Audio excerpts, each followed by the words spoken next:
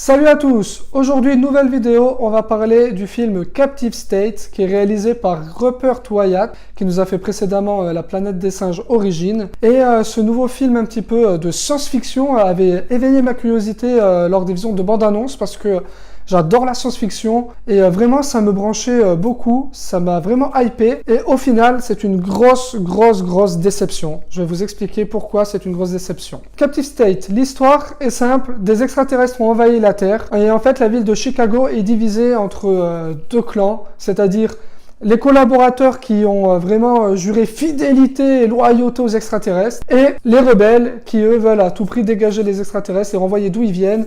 Donc ils vont faire des sortes d'attentats et tout ça. Ces deux clans dans la ville, des humains qui se divisent entre les collaborateurs et les rebelles. On va voir ça un petit peu ensemble et je vais vous dire pourquoi je n'ai pas du tout aimé Captive State. Déjà premièrement, je trouvais le film incompréhensible.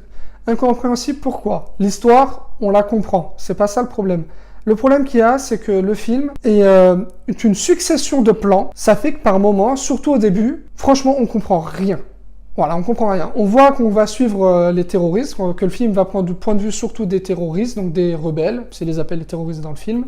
Et en fait, on a le droit à des successions de plans, c'est-à-dire qu'on va passer d'un plan d'un mec qu'on connaît pas encore, qui est en train de préparer une bombe, un plan, 30 secondes, hop, next, 30 secondes après, une meuf qui court dans la rue, ok, next, un plan, d'un mec qui va se faire tatouer ou j'en sais rien. Et en fait, voilà, et du coup, on se dit, mais oula, qu'est-ce que c'est que ce bordel?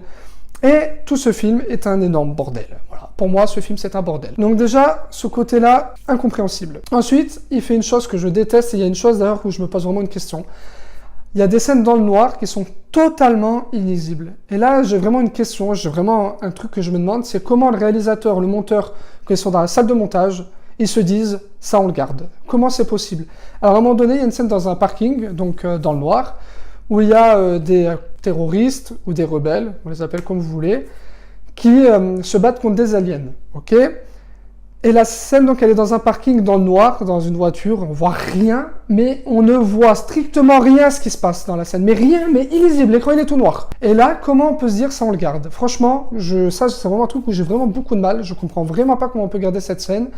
Et ce film a 2-3 scènes un petit peu comme ça, donc moi ça c'est le genre de truc qui m'énerve et qui me fait totalement sortir du film. Ensuite, voilà, un petit point positif, il y a un travail sur le son qui est remarquable. Le travail du son est vraiment très bon, c'est une vraie réussite. Toutes les musiques qu'il y a dans le film d'ailleurs, elles marchent plutôt bien, enfin il y a un vrai travail sur le mixage sonore, vraiment très intéressant. Alors après, il y a un twist final, qui n'a pas du tout marché sur moi, parce que j'en étais sûr, mais à 2000%, mais il peut être intéressant si on l'a pas vu venir. Voilà, si on l'a pas vu venir, on peut se dire, ah oui, c'est pas mal.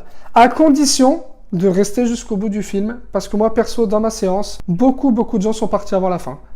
Donc si vous avez la patience de rester jusqu'au bout, il y aura peut-être une surprise pour vous à la fin, ou pas, si vous l'avez vu venir. Donc voilà, ce que je peux dire sur ce Captive State, c'est qu'il y a une réelle proposition, parce que dans le fond, on sent qu'il y a une proposition de faire quelque chose un peu de nouveau, quelque chose un peu de différent dans cette science-fiction d'invasion extraterrestre, parce que c'est pas comme... on peut le voir souvent en mode explosion, ça tire de partout, les extraterrestres qui veulent tuer tout le monde, ça se passe pas vraiment comme ça.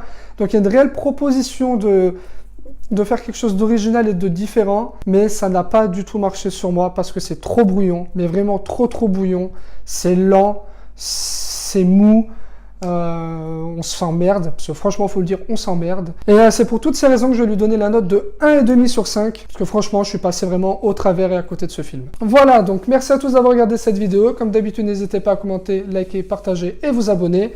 Et moi, sur ce, je vous dis hasta la vista, baby.